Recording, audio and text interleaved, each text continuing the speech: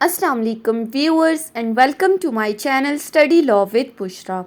So in today's video we are going to discuss the topic of lien and its types under section 170 and 171 of Contract Act 1872. But before starting the discussion, I request you all to please subscribe to my channel and don't forget to press the bell icon for latest updates. Do share this video with your friends and don't forget to comment your feedback. So let's move towards the discussion. Lien and its types. सबसे पहले तो देखना है कि ये लीन का मतलब क्या है. Lien is actually the right of person to retain, किसी भी बंदे का रिटेन करने का जो हक है. अब क्या चीज रिटेन करनी है और रिटेन से मुराद क्या है, तो सिंपल लैंग्वेज में हम कह सकते हैं कि किसी भी बंदे का किसी माल को रोकने का जो हक है. ये तो जनरल हमने लीन का मीनिंग देखा है.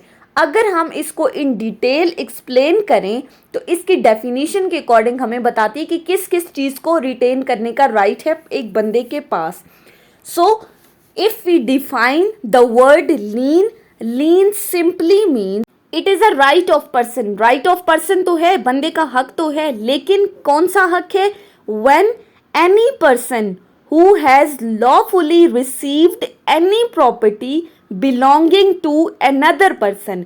जब किसी बंदे ने कानूनी तौर पर किसी दूसरे बंदे की प्रॉपर्टी को रिसीव किया है, किसी भी दूसरे बंदे की जो प्रॉपर्टी का वो ऑनर नहीं है, लेकिन जो उसका ऑनर है उससे उसने ये प्रॉपर्टी हासिल की है, तो he has the right to retain that property. अब वो इस प्रॉपर्टी को क्यों रिटेन करेगा, वो लीन का राइट क्यों एक्सरसाइज कर रहा है, कौन सी ऐसी सिचुएशन अराइज हो जाती है जब उसे ये राइट एक्सरसाइज करना पड़ता है? तो सिंपली कि जब उस ऑनर ऑफ प्रॉपर्टी इस बंदे का कोई कर्जा देना होता है. व्हेन ही ओज एनी डेप्ट, यहाँ ही से मुराद क्या है? वो बंदा जिसकी प्रॉपर्टी को उसने अपने रिसीव किया है, यानी ऑनर ऑफ द प्रॉपर्टी, जिसने इस बंदे का कोई ना कोई कर्ज देना है, तो उस कर्ज को वापस लेने के लिए, उस कर्ज को रिकवर करने के लिए, उसको वापस लेने के लिए, वो कर्ज जो अनपेड है, यानी जो ऑनर ऑफ द प्रॉपर्टी ने जो कर्ज आपको वापस नहीं किया, जो आपके पैसे थे लेकिन उसने वापस नहीं किए, तो आप अपने उस कर्ज को रिकवर करने के लिए उसकी प्रॉपर्टी को रिटेन कर सकते हो. और कब तक रिटेन कर सकते हो? जब तक आपके उस कर्ज की रिकवरी नहीं हो जाती. तो ये क्या है हमारे पास? सिंपल राइट टू लीन है. मजीद अगर मैं इसको सिंप्लीफाई करूं तो अगर आपसे कोई पूछे तो कि राइट टू लीन क्या है, तो आप सिंपली ये कह सकते हैं that the right to lien is actually the right to retain the property until and unless. यानी प्रॉपर्टी तो आप रिटेन कर सकते हो, लेकिन किस वक्त तक रिटेन कर सकते हो? Until and unless the claim of the owner is satisfied. So simply right to lien is actually the right to retain the property until the claim due to the owner is satisfied. यानी कि जो honour ने आपका कर्ज देना है, जब तक वो सेटिस्फाई नहीं हो जाता उस वक्त तक आप उसकी प्रॉपर्टी को, उसके माल को रोक सकते हो. अब ये तो हमने देखा है कि लीन की डेफिनेशन क्या है, लीन का मतलब क्या है. हमारा कंसर्न टॉपिक क्या है कि लीन की टाइप्स क्या हैं. तो लीन की हमारे पास जनरली दो टाइप्स हैं. Number one is particular lean and the second one is general lean. Particular lean is explained under section 170 of contract act, while the general lien is explained under section 171 of contract act. We will discuss each of these types one by one. First we will look into the first type, that is particular lien. Section 170 Bailey's particular lien. So अगर हम section 170 को देखें तो section 170 में हमारे पास 3 से 4 important बातें कही गई है. अगर आप वो समझ जाएंगे तो आपको इजीली ये चीज़ समझ में आ जाएगी. सबसे पहली बात तो क्या की गई है? Where the bailee has rendered any services, जहाँ पर बेली ने कोई भी सर्विसेज रेंडर की हैं. किससे रिलेटेड? फॉर दी बेल्ड गुड्स, जो गुड्स उसको बेल हुई हैं उन गुड्स पर उसने कोई भी सर्विसेज परफॉर्म की हैं। रेंडर्ड यहाँ पे हम ले सकते हैं कोई भी काम किया है, कोई भी सर्विसेज उसने उन गुड्स पर परफॉर्म की हैं। कैसे परफॉर्म की हैं? दूसरी बात क्या की गई है सेक्शन 170 में? Bye involving the exercise of labour और स्किल। कोई भी अपनी स्किल या कोई भी लेबर उसमें इन्वॉल्व है, यानी कोई भी मजदूरी उसने की है उन गुड्स पर जो कि उसे बेल की गई हैं। अब जब उसे गुड्स बेल हो गई, उसने सर्विसेज परफॉर्म कर दी, तो दूसरी बात क्या की गई है यहाँ पर? He has the right to retain such goods, यानी कि उसके पास यहाँ पर माल रोकने का हक आ गया, जो कि हमारा लीन है बेसिकली। क्यों वो माल रोकेगा? क्यों उसकी गुड्स को वो रिटेन करेगा, उसकी प्रॉपर्टी को रिटेन करेगा? जब तक उसे until and unless he receives the due remuneration for that services, यानी कि जब तक उसको उसकी सर्विसेज के लिए कोई भी रिम्यूनरेशन, कोई मुआवजा नहीं मिलता, उस वक्त तक वो उन गुड्स को अपने पास रोक सकता है। क्यों रोकेगा? मुआवजा कैसे नहीं मिल रहा? इन केस, तो यही इसी लाइन में एक्सप्लेन हुई है आगे ये बात। If the bailor refuses to pay him, यानी कि जिस बंदे की गुड्स पर उसने कोई सर्विसेज परफॉर्म की हैं, वो बंदा इनकार कर देता है कि मैं तुम्हें इस चीज का मुआवजा नहीं दूंगा, तो जब वो इनकार करता है तो बेली अपना राइट टू लीन एक्सरसाइज करता है। राइट टू लीन क्या है? कि वो उसकी गुड्स को अपने पास रिटेन करेगा। अब तीसरी बात इस सेक्शन में की गई है राइट टू सू, कि ये राइट कब अराइज होता है, कब आप एक बंदे को सू कर सकते हो, उसके खिलाफ केस फाइल कर सकते हो। सो ये चीज एक्सप्लेन हुई है कि अगर बेली गुड्स को डिलीवर कर देता है विदाउट रिसीविंग रेम्यूनरेशन, उसे मुआवजा नहीं मिल रहा, गुड्स को रिटेन करने के बजाय उसने गुड्स को बेलर को डिलीवर कर दिया, उसके ऑनर को गुड्स वापस कर दी, तो उस सूरत में उस वक्त बेली के लिए क्या राइट है? कि वो बेलर को सू कर सकता है, उसके खिलाफ केस फाइल कर सकता है। लेकिन जब उसका राइट टू सू अराइज हो गया तो उसका एक राइट तो खत्म होगा। वो कौन सा राइट है? राइट टू लीन तो खत्म हो गया, यानी कि उसने रिटेन नहीं की बल्कि गुड्स वापस कर दी, राइट टू लीन खत्म हो गया, उसकी जगह राइट टू सू एक्सरसाइज हो गया। अब एक और सिचुएशन भी बताई गई है जहां पर आपका राइट टू लीन खत्म होता है। कब? कि जब बेली को कहा गया था कि आप एक स्पेसिफिक टाइम पीरियड के अंदर ये काम करो, ये सर्विसेज परफॉर्म करो, लेकिन उसने उन टाइम पीरियड के दौरान वो काम नहीं किया, उस स्पेसिफिक ड्यूरेशन के दौरान सर्विसेज परफॉर्म नहीं की।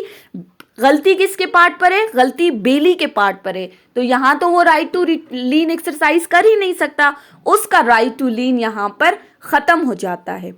सो सिंपली ये सेक्शन हमें क्या कह रहा है कि जब कभी बेली ने जो गुड्स उसे बेल हुई हैं उन पर उसने कोई सर्विसेज परफॉर्म की है, तो उसके पास ये राइट है कि जब तक उसे मुआवजा नहीं मिलता या बेलर इनकार करता है मुआवजा देने से, तो वो उसकी गुड्स को रिटेन कर सकता है। या फिर जहां पर उसने बिना मुआवजा लिए गुड्स डिलीवर कर दी, उसका राइट टू लीन खत्म हुआ तो राइट टू सू एक्सरसाइज हुआ। और तीसरी बात, जहां पर उसने स्पेसिफिक टाइम पीरियड के अंदर सर्विसेज परफॉर्म नहीं की, तो उसका राइट टू लीन भी खत्म हो जाएगा। इसको हम एक एग्जाम्पल के थ्रू समझते हैं। इन्हीं तीन जो पॉइंट्स हैं इनको एग्जाम्पल में एक्सप्लेन करते हैं। फॉर एग्जाम्पल, हमारे पास दो पार्टीज हैं, ए और बी। ए कौन है? Bailor, and B is the bailee. अब बेलर ने क्या किया कि उसने अपनी गुड्स डिलीवर की बी को। उसकी गुड्स क्या थी? फॉर एग्जाम्पल उसकी कार थी। सेक्शन 170 के पॉइंट्स को आपने माइंड में रखना है, जो अभी हमने 3 पॉइंट्स डिस्कस किए हैं। बेलर ने बेली को अपनी कार डिलीवर की और उसने कहा कि तुम इस कार को रेनोवेट करो, इसकी सर्विस कराओ इस कार की, और इस पर कितना मुआवजा लग जाएगा? फॉर एग्जाम्पल 20,000 की सर्विस हो गई कार की। अब यहाँ क्या हुआ? पहला पॉइंट जो हमने डिस्कस किया था कि गुड्स डिलीवर हुई, बी ने सर्विसेज परफॉर्म की और कंसिडरेशन क्या आ गई? 20,000 की। यहाँ पर बेलर ने लेबर एक्सरसाइज किया है। अब यहाँ पर जैसे ही बेली ने बेलर की गुड्स कार की सर्विस कराई, तो ए की यानी कि बेलर की ये ड्यूटी है कि वो बी को उन सर्विस कराने का मुआवजा दे, यानी उसको उसके 20,000 रुपये रिटर्न कर दे। लेकिन बेलर ऐसा नहीं करता। जैसे हमने पीछे डिस्कस किया था कि वो रिफ्यूज कर देता है, तो उस सूरत में बेली क्या करेगा, वो इस कार को अपने पास रोक लेगा, रिटेन कर देगा और कहेगा कि जब तक तुम मुझे मुआवजा नहीं दे रहे, मैं तुम्हें तुम्हारी ये कार वापस नहीं करूंगा। पहले 2 पॉइंट तो हमारे कवर हो गए इसी बात के अंदर। लेकिन अगर बेली क्या करता है, उसको मुआवजा नहीं भी मिला, पहला पॉइंट क्या था कि उसको मुआवजा नहीं मिलता, तो वो वो क्या करता है, कार को रिटेन कर देता है। दूसरी बात जो हमने पीछे डिस्कस की थी कि उसको मुआवजा नहीं भी मिल रहा, इसके बावजूद वो क्या करता है, उसको उसकी कार डिलीवर कर देता है। बी ने उसको उसकी गुड्स यानी कि उसकी कार ए को दे दी, बेलर को, विदाउट रिसीविंग दी रिम्यूनरेशन। तो उसका राइट टू लीन खत्म हो गया। अब वो कार को रिटेन नहीं कर सकता। अब वो क्या करेगा, इसको कोर्ट में लेके जाएगा, उसको सू करेगा और कहेगा कि मुझे मेरा ये मुआवजा वापस करो। 2 पॉइंट कवर हो गए। तीसरी बात क्या कही थी हमने कि अगर बेलर ने बेली को कहा था कि तुम मुझे 1 महीने के अंदर अंदर मेरी कार सर्विस करा के दोगे, इसको रेनोवेट कराओगे, यानी कि फॉर एग्जाम्पल फेब के महीने में उसने दी और उसने कहा कि तुम मुझे मार्च के महीने में वापस कर देना, तुम्हारे पास 1 महीने का टाइम है। यहाँ बेली ने क्या किया, मार्च में देने के बजाय अप्रैल में उसे सर्विसेज करा कर दी, यानी कि 1 महीने के बजाय उसने तीसरे महीने में कार उसको वापस कर दी सर्विस करा के। अब यहाँ गलती किसके पार्ट पर आई है, बेली के पार्ट पर, कि उसने अपना काम सही तरह से परफॉर्म नहीं किया, विद इन ड्यू टाइम उसने परफॉर्म नहीं किया, तो यहाँ पर उसका राइट टू लीन खत्म हो गया। अब वो उसकी कार को रिटेन नहीं कर सकता क्योंकि उसने अपना काम नहीं किया। ये था सेक्शन 170। अब हम डिस्कस करते हैं सेक्शन 171 जो कि डील करता है जनरल लीन के साथ। और इसमें क्या कहा गया है सेक्शन 171 में, general lien of banker, wharfingers, attorneys और पॉलिसी ब्रोकर्स। ये वो 4 बंदे हैं जो कि जनरल लीन एक्सरसाइज कर सकते हैं। अब वो कैसे एक्सरसाइज कर सकते हैं, इनको हम डिस्कस करते हैं।